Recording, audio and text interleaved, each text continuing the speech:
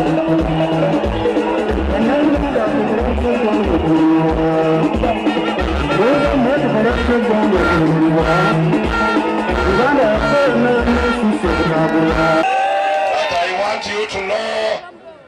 want you to know that removing a military dictator is not a small job.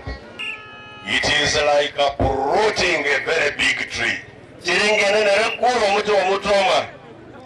And I can assure you that I have never rested. I have been shaking the tree. Sometimes they arrest me and take me to the prison, but as soon as I get out, I grab the tree and shake it. And now, although it has taken long, but you can see the roots of the big tree that were deep in the ground. Now you can see them on top of the soil.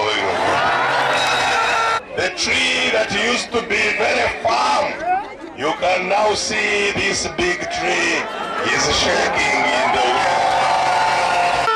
For voting me as your president all these years.